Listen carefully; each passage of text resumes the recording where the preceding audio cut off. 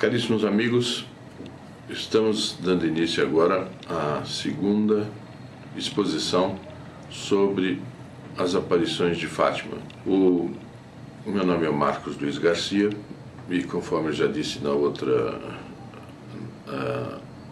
gravação, eu sou discípulo de Plínio Corrêa de Oliveira há mais de 50 anos. E hoje nos cabe falar sobre um tema que é prévio também às aparições de Nossa Senhora, que são as aparições do Anjo de Portugal. Por que Deus se serve dos anjos? Quando Deus se serve do anjo, é porque aquilo tem um relevo especial, porque Deus gosta de fazer as coisas precedidas de cerimonial. Nas Sagradas Escrituras tem várias passagens, mas a mais importante que nós conhecemos é a anunciação do anjo. Quando se fala na anunciação do anjo, vê-se que foi o momento mais importante da história da humanidade, que foi o momento em que a própria natureza divina da segunda pessoa da Santíssima Trindade se uniu hipostaticamente à natureza humana dentro da pessoa de Nossa Senhora. O que era humano era de Nossa Senhora, mas o que era espiritual, fruto do Espírito Santo, e era a encarnação do Verbo, que é a segunda pessoa da Santíssima Trindade.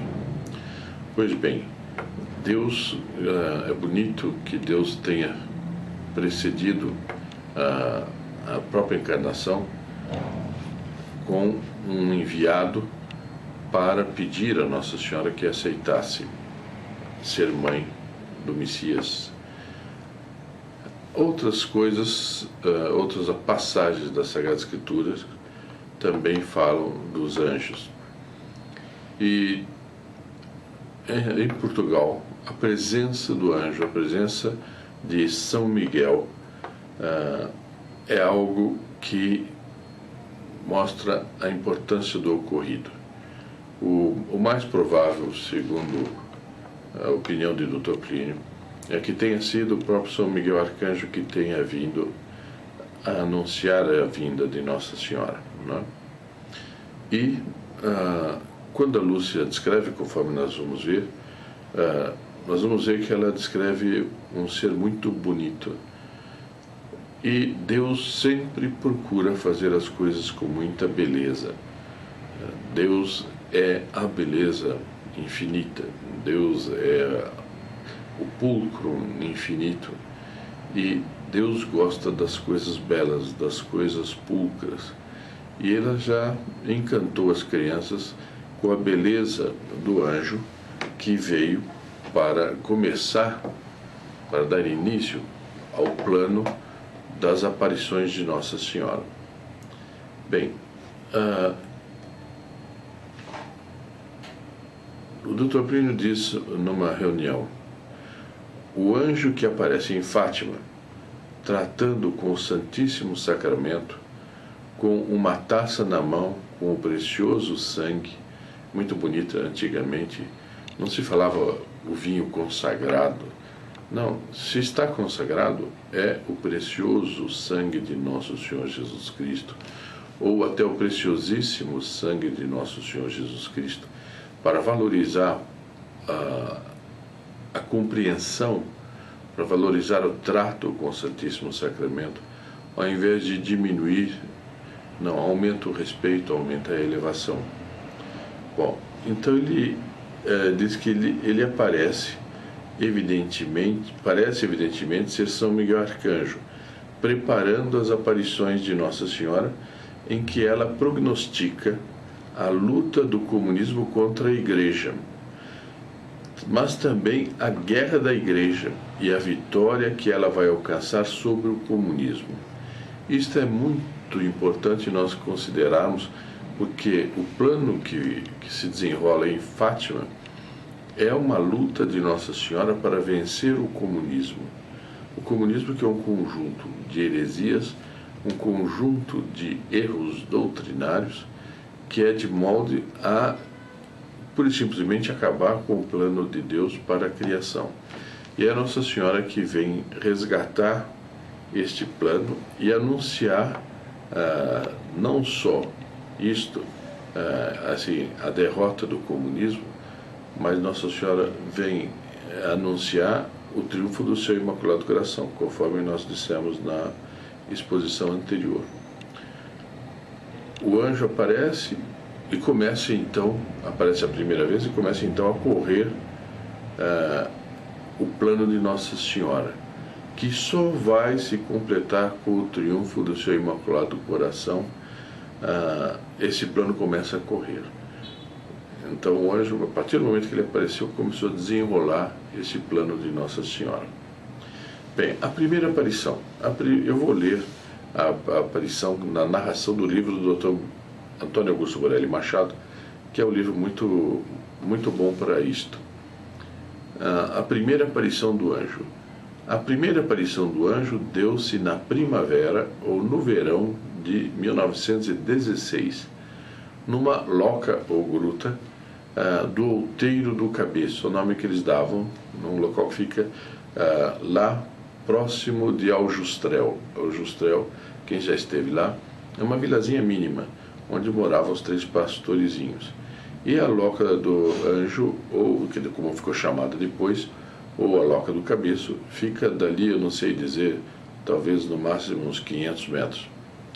E desenrolou-se da seguinte maneira, conforme narra a irmã Lúcia. Alguns momentos havia que jogávamos, e eis que um vento forte sacode as árvores, e faz-nos levantar a vista para ver o que se passava, pois o dia estava sereno. Então, certamente, para fazer um contraste, para ficar bem claro que era algo de extraordinário, na hora que o anjo vai aparecer, começa um vento forte.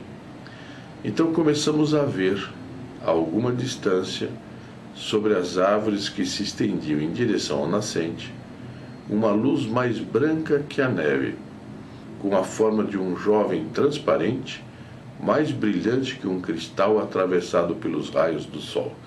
Vejam que é uma maravilha, o anjo aparece como um cristal cheio de luz, até mais brilhante que um cristal cheio de luz.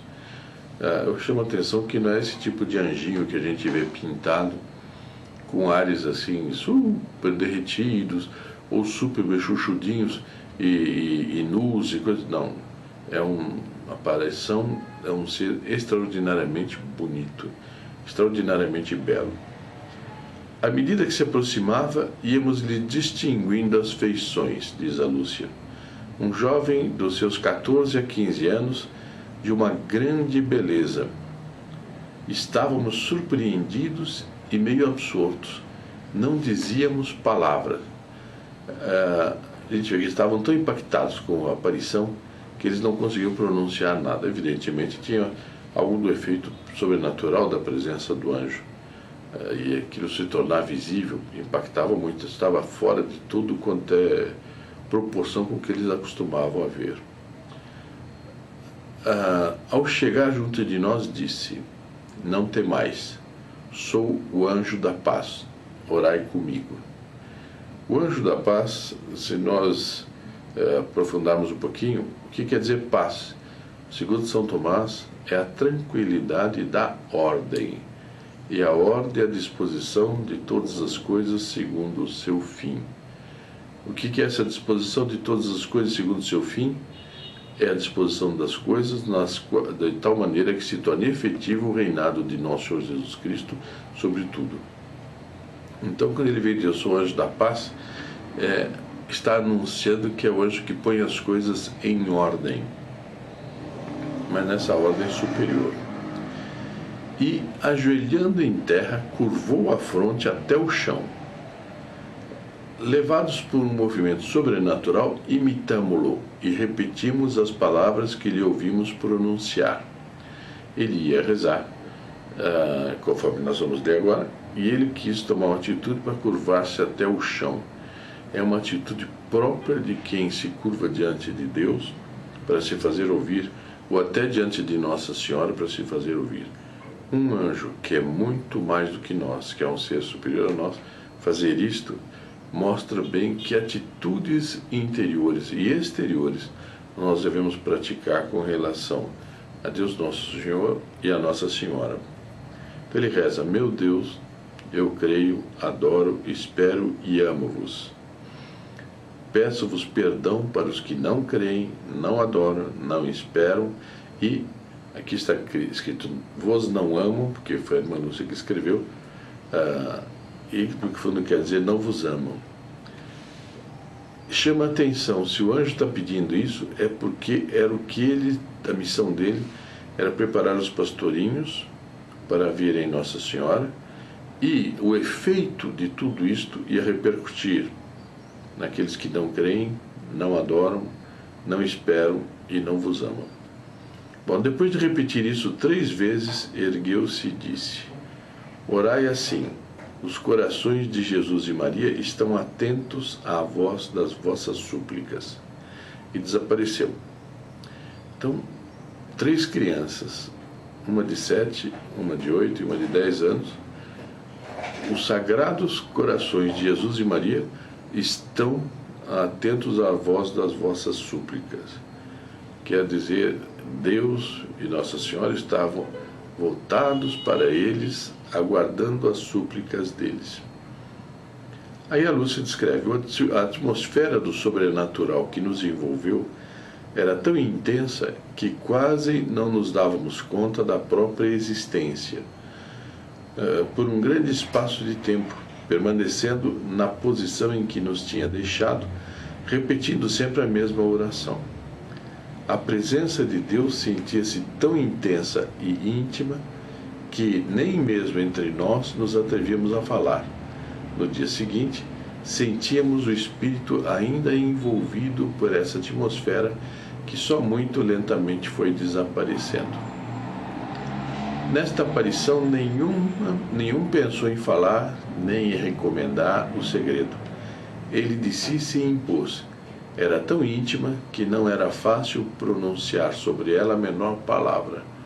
Fez-nos talvez também maior impressão por ser a primeira assim manifesta. Então ficaram muito impactados com a presença do anjo. Acontece que nós vamos ver que isso começou neles uma preparação, portanto uma transformação, para eles depois verem Nossa Senhora. Bem, na segunda aparição do anjo, isso já foi mais algum tempo depois, elas estavam jogando um jogo que parece esse jogo de amarelinha, junto do poço da casa da Lúcia, que já não era mais na loca do Cabeço, mas isto se deu junto ao poço da casa da Lúcia. E elas estavam jogando, e foi por volta do verão já de 1916, porque a visão anterior, ela não soube precisar as 3 datas, mas a outra ela disse que tinha sido ou prévio ou durante o verão. Aqui ela já diz, isso foi mesmo no verão, não? Assim narra a irmã Lúcia o que o anjo lhe disse a ela e aos primos. Então, o anjo aparece e diz: que fazeis? Eles estavam brincando. Orai, orai muito. Quer dizer, então ele repreende a eles por estarem brincando, diz: orai, orai muito. Os corações santíssimos de Jesus e Maria têm sobre vós desígnios de misericórdia. Oferecei constantemente ao Altíssimo orações e sacrifícios. Eles eram muito novinhos. O que quer dizer tem sobre vós desígnios de misericórdia? Era isso, é que eles iam ser canais através do qual a providência ia manifestar talvez a maior misericórdia da história depois da vinda de nosso Senhor Jesus Cristo. Oferecei constantemente ao Altíssimo orações e sacrifícios. Veja que o anjo não vem pedir outra coisa senão oração e sacrifício. Portanto, um slogan que diz: Jesus quer nos fazer felizes. Nós não existimos para ser felizes aqui na terra e procurar o gozo na terra. Não, Deus quer servir-se de alguém para algo muito importante, e eram 3 crianças, orações e sacrifícios, é o que ele pediu. Como nos havemos de sacrificar? Perguntou a irmã Lúcia. De tudo que puderdes, oferecei a Deus um sacrifício em ato de reparação pelos pecados com que ele é ofendido e de súplica pela conversão dos pecadores. Atraí assim sobre a vossa pátria a paz. Eu sou o anjo da sua guarda, o anjo de Portugal.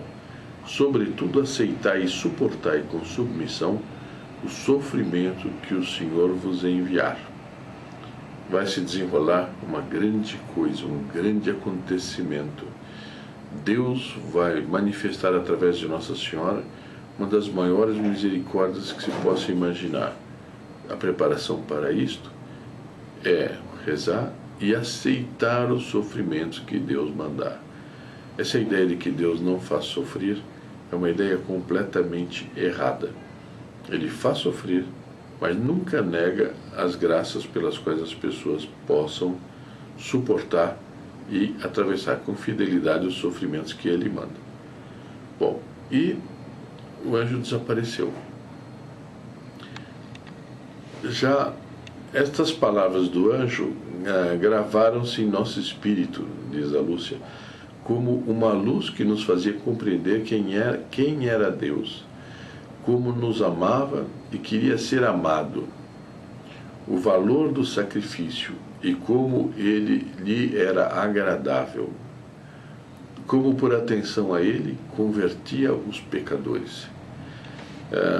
Muito rapidamente, vemos que quem não tem disposição de sofrer por Deus Nosso Senhor não o ama.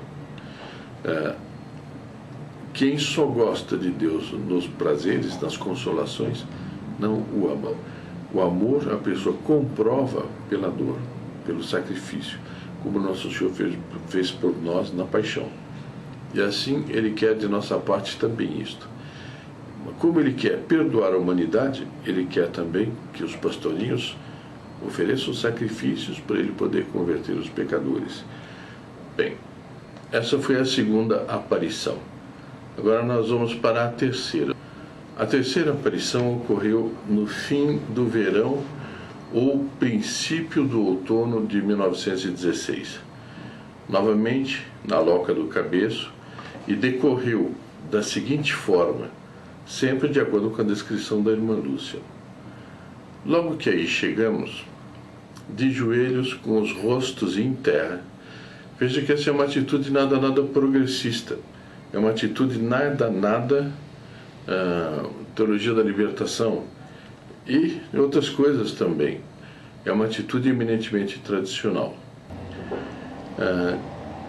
Começamos então a repetir a oração do anjo. Meu Deus, eu creio, adoro, espero e amo-vos, etc, etc.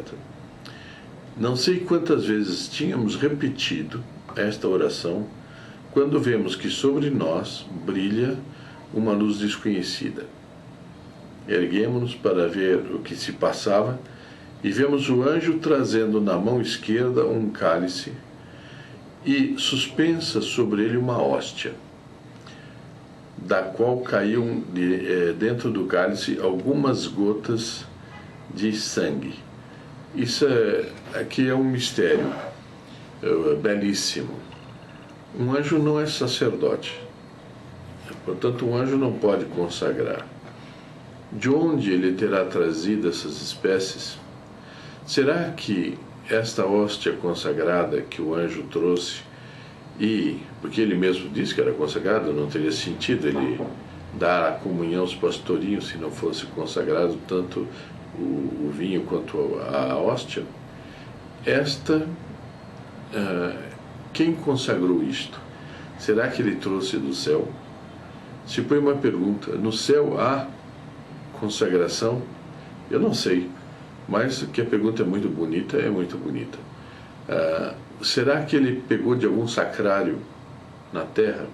Mas habitualmente nos sacrários não há o preciosíssimo sangue de Nosso Senhor. Então, onde ele conseguiu aquele sangue?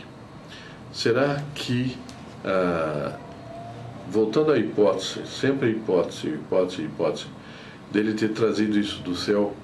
Isso foi celebrado, vamos dizer, foi o vinho consagrado, o preciosíssimo sangue, ele veio consagrado por quem? Por Nosso Senhor. Lembra um pouco a Quinta-feira Santa, quando ele celebrou a sua primeira missa, Nosso Senhor, em que ele consagrou tanto o pão quanto o vinho. Bem, deixando o cálice e a hóstia suspensos no ar, prostrou-se por terra junto de nós e repetiu 3 vezes a oração. Veja, ele prostrou-se por terra diante do Santíssimo Sacramento. É uma postura adequada ao Santíssimo Sacramento. Ele, anjo muito superior a nós, quis estar lá, prostrar-se por terra para mostrar que é Deus o Santíssimo Sacramento e que deve ser homenageado, deve ser adorado com a postura adequada. Aí o que o anjo rezou? Santíssima Trindade, Padre, Filho e Espírito Santo, adoro-vos profundamente e ofereço-vos o preciosíssimo corpo, sangue, alma e divindade de Jesus Cristo, presente em todos os sacrários da terra, em reparação dos ultrajes, sacrilégios e indiferenças com que ele mesmo é ofendido. Chama atenção porque Nosso Senhor criou esse sacramento para estar presente entre nós. E, no entanto, quantas pessoas têm em suas paróquias, têm ao seu alcance o Santíssimo e nem se lhes ocorre fazer uma visita ao Santíssimo Sacramento. Nem se lhes ocorre ir lá oferecer algo ao Santíssimo Sacramento. Tem um dito de Nosso Senhor, eu creio que para Josefa Menendez, na qual ela disse: às vezes eu fico como um prisioneiro no sacrário durante dias, horas, esperando que alguém venha me fazer uma esmola de amor. A maioria das pessoas são da maior indiferença com relação a Nosso Senhor. O tratam com a maior indiferença. Ora, na hora de uma catástrofe, na hora de uma doença, na hora de um problema, vão correndo pedir a ajuda dele, mas não se lhes passa pela cabeça oferecer algo a Nosso Senhor. Bom, então, aqui também fala que em todos os sacrários da terra, ele oferece em reparação a presença dele em todos os sacrários da terra, pelos ultrajes, sacrilégios e indiferença com que ele mesmo é ofendido. Eu chamo a atenção que isso era em 1917. Comparemos com o que se passa hoje. É da gente ficar aturdido de preocupação. Depois continua o anjo: e pelos méritos infinitos de seu Santíssimo Coração e do Coração Imaculado de Maria, peço-vos a conversão dos pobres pecadores. Temos que rezar para pedir a conversão dos pecadores. É um pedido insistente. Quando nós rezamos para pedir a conversão dos outros, é o ato mais desinteressado que nós podemos fazer com relação às outras pessoas, e não podemos desejar mais para as outras pessoas do que uma santa conversão. Depois, levantando-se, tomou de novo na mão o cálice e a hóstia, e deu-me a hóstia a mim, sempre narrando a irmã Lúcia, né? E o que continha o cálice deu a beber à Jacinta e ao Francisco, dizendo ao mesmo tempo: tomai e bebei o corpo e o sangue de Jesus Cristo, horrivelmente ultrajado pelos homens ingratos. Reparai os seus crimes e consolai o vosso Deus. Quantas vezes nós vamos nas igrejas e só se fala de ajudar os pobres, de dar alimentos para os pobres, de dar bens materiais para os pobres. O maior pobre que tem nessa matéria é Deus Nosso Senhor, porque Ele é paupérrimo do amor dos homens. E os homens devem lhe prestar honras, homenagens, devem amá-lo. A pessoa ama quem ela quer e ela odeia quem ela quer. Se ela quiser amar a Deus, ela amará a Deus. Só que Deus deve ser amado com desinteresses de outra natureza. Deus deve ser amado porque Ele é Deus e Ele merece o nosso amor, é de justiça, Ele é nosso Criador, é nosso Redentor, tem tanta coisa que Ele nos dá, tantos bens que Ele nos dá, e nós não temos este amor para com Ele, às vezes, na proporção que deveríamos ter. E isso o anjo vem reclamar e advogar em nome de Deus nosso Senhor. De novo se prostrou em terra e repetiu conosco mais 3 vezes a mesma oração. Santíssima Trindade, tal, e desapareceu. Levados por pela força do sobrenatural que nos envolvia, imitávamos o anjo em tudo, isto é, prostrando-nos como ele e repetindo as orações que ele dizia. A força da presença de Deus era tão intensa que nos absorvia e aniquilava quase por completo. Parecia privar-nos até do uso dos sentidos corporais por um grande espaço de tempo. Nesses dias fazíamos as ações materiais como que levados por esse mesmo ser sobrenatural que a isso nos impelia. A paz e a felicidade que sentíamos era grande, mas só íntima, completamente concentrada a alma em Deus. O abatimento físico que nos prostrava também era grande. É a desproporção da natureza humana com a natureza do anjo, não? Com o aspecto sobrenatural do anjo. Bem, esse é o que nós temos que ver desta vez. No próximo nós veremos as aparições de Nossa Senhora. Daremos início às aparições de Nossa Senhora. Até lá.